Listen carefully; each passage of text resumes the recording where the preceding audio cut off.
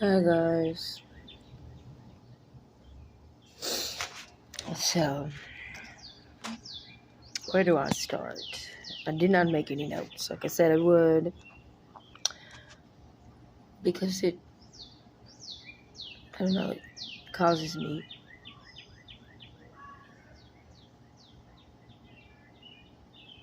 I'd rather it just flow out naturally, I guess. Well, guys, right now I'm at a women and children's shelter, trying to get my kids to be able to come here.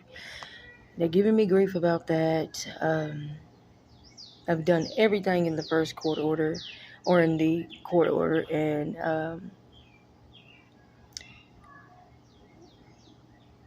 don't know, they just want more. Now we're getting off track again. You know what I mean? Like, we're supposed to be making sure that my children are well taken care of in a safe environment, um, having insurance for medical issues or medical situations, being sufficient with, food and clothes and every little thing they need. And I've come to a place, God have brought me to a place that has all of that, and they still want more. I've taken accountability for where I was wrong at. I don't know how many times they want me to do that and how many ways. But now we're getting off track. Why is it more about that than making sure the reason why you guys came in the first place is, you know, fulfilled, if you will? This is just more time away from my kids, more time for them to be away from me. Like I said, they've been gone for a year. I have nobody. Not even my mom. My dad died a few years ago.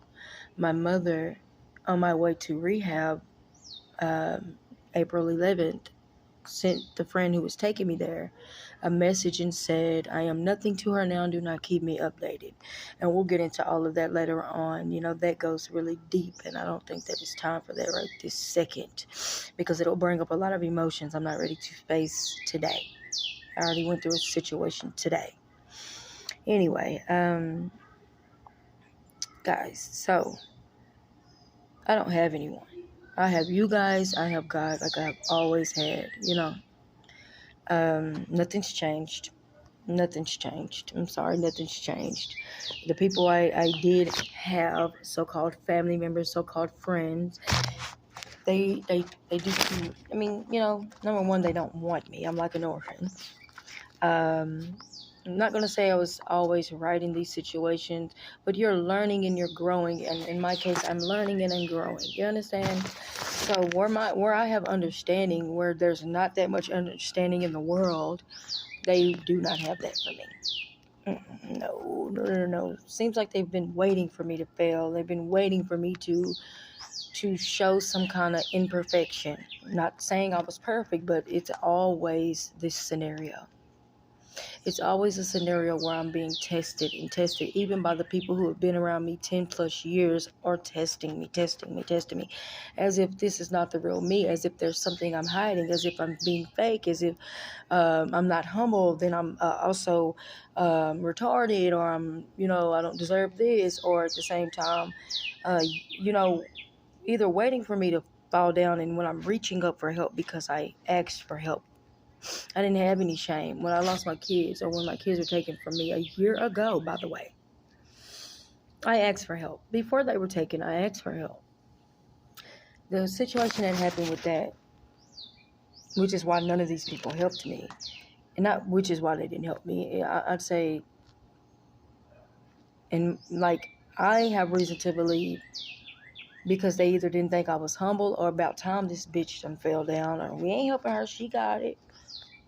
Not that I was ungrateful, not that I was being messy, not that I had dragged their names through the mud, not that I hadn't helped them when they needed help, and every single one of them who denied me help and my children help have claimed to love me and my children once upon a time, if not still to other people.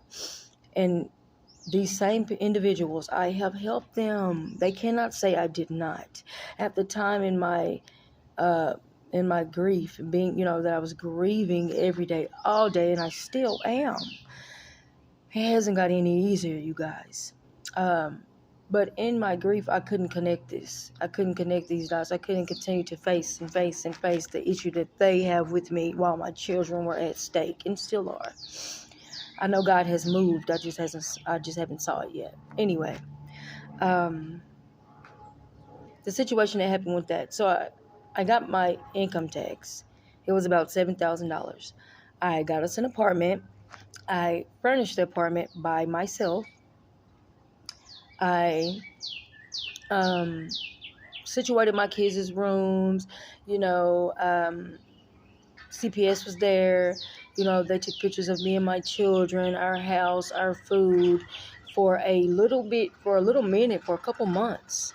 I got my son in daycare. I did everything by myself. I fulfilled the parenting classes, and I passed the drug tests, and I fulfilled, everything I needed to fulfill regarding, being able to demonstrate that I was a fit parent for my children. I fulfilled all of that. They cannot say I didn't. I demonstrated that I was a fit parent. I exemplified competency. Sorry about that noise, you guys. Anyway,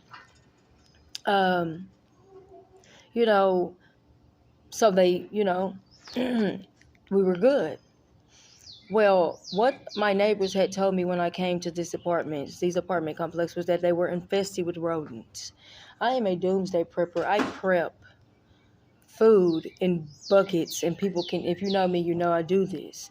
I prep pasta. I prep tuna creations. I prep everything that has a good 3 to 5 shelf life, if not more. And I had 3 buckets of this. I had water stacked to the ceiling. Whenever my family members needed water, I gave them. Whenever they needed food, they could eat out of my buckets. And not just buckets. I know what it sounds like, buckets. No. The buckets you would put your clothes in, or your storage in, or something like that. So nice buckets. Brand new, by the way. Anyway. I overdo it when it comes to my kids. And so we all know they had their own rooms, and they were overdone. And if you know me, you know this. Well, my neighbors told me I would see signs of rodents, and that I was going to be dealing with them, but I hadn't for a minute. And, they told me that the people that owned this place had cosmetically fixed my apartment so that I can move in. And, about a good 5 months in, I started to see evidence. My friend and I replaced at least 2 different pipes underneath my sinks. Everything I'm talking about in a 2-month to 3-month period. They had ran my children out of their rooms and me out of mine, and all of us into the living room onto one bed. And I mean 2 beds, because I pushed these beds together to make one bed. And so, sorry about that, guys. And so, they got into the buckets of food. I had to throw that away. I don't deal with rats. My kids don't deal with rats, so I was terrified. I had to wait for different men that I knew in the apartment, or men that my people knew, to come and help me with this, because I was flat scared, guys, to death. Okay? It just felt like I was at the bottom of the ocean, like they didn't belong there, or I didn't belong there. And so need I mind you anyway that I settled for these apartments, because usually I like to get a place that's big enough for me and my kids. I can't afford it, but my friend can even tell you that he has for the past 10 years have been helping me maintain these places, and we'll get to that later. But, they took over my house. By the time the CPS got there, with everything that was going on, we were not there. We had, left, but nonetheless, that is why I became homeless, and I could not take care of my children. I did not have a job because I had a newborn baby, and I have asthma, I have COPD, I have bronchitis. I have all of this. My kids do too. My son has bronchitis. All my kids have asthma, just like my mom and all of my sisters and brothers. It's something that runs in the family. And so when I am at a job, it's very likely I'm going to have an asthma attack. And if you know me, you know this as well, that I'm going to have a flare-up, every 3 months, basically. And the recovery process is at least 4 to 7 days, and ain't no job abided by that. This is why I even wanted to do business for myself, go into business alone, because I am tired of not being able to afford my children. I am tired of not being able to afford me and my children a place and a vehicle. It just hasn't happened. And so not unless it's been sabotaged, and I mean that. I'm not shifting blame. There is a continuous sabotage when it comes to people in my life, family and so-called friends, and I'm not kidding about that. This is why I'm by myself. I didn't know about shelters, or I would have never even lost my kids. I didn't know about rehab, or I would have they wouldn't have been, you know, I wouldn't have looked so bad. You know what I mean? I didn't know about the help and the resources. All I'm used to is people pointing the finger and saying, you're doing this, things we both know. Never giving up, because I don't have that in me. Never letting depression stay around long. No, it can come, but it can't stay. Anxiety either. I'm always trying to evolve. I'm always putting things in submission like a crumb under my foot. Just a few things have become unmanageable, and I couldn't do it by myself. I have always had God through it, but I did not know how to use him. I didn't know people out there cared about me and my children. If my own mother don't, or if I've done enough to push her away, then how can anybody else care? And this is my mindset. I don't trust anyone. God is showing me people that I can trust, because when I couldn't trust anyone, I could still be trusted. And I knew I could. I'm not saying that I didn't eventually go off on the deep end, but I do remember when I could be trusted amongst the people who couldn't. And I didn't think they couldn't be trusted because I never tested.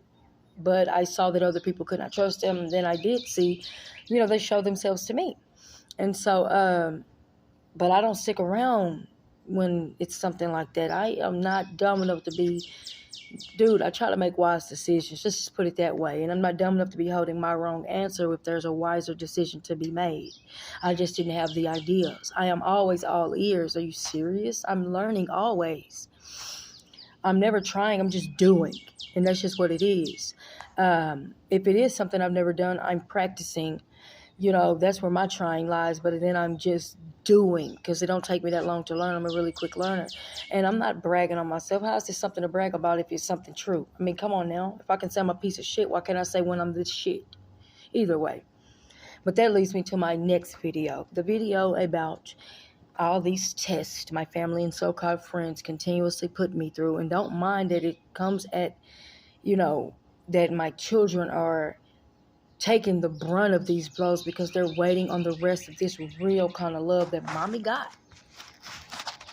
I know how it looks to them that I'm in a shelter, but this is hardly a shelter. It's like a big house setting. It's got other girls here. It's got other children here. They have everything we need, man. They give us rides anywhere we need to go. We're not suffering for nothing. But yet, the stigma attached to anything like help. I need to present my own house. I need to have my own car. Come on, man. Is it about the children, or is it about the children? I mean, come on. Why are you creating people with abandonment issues? Why do you all want to build dysfunctional humans? This is for sure going to cause some toxicity amongst them, because they will be people. And I always raise my kids with that reference point in mind, right along with my experiences in mind. But I try to treat them like they have opinions and feelings. Why can't you all do that, man? Man, all I do is cry rivers. I've already cried out. I continuously do that. Man, I'm so exhausted. It's crazy, y'all.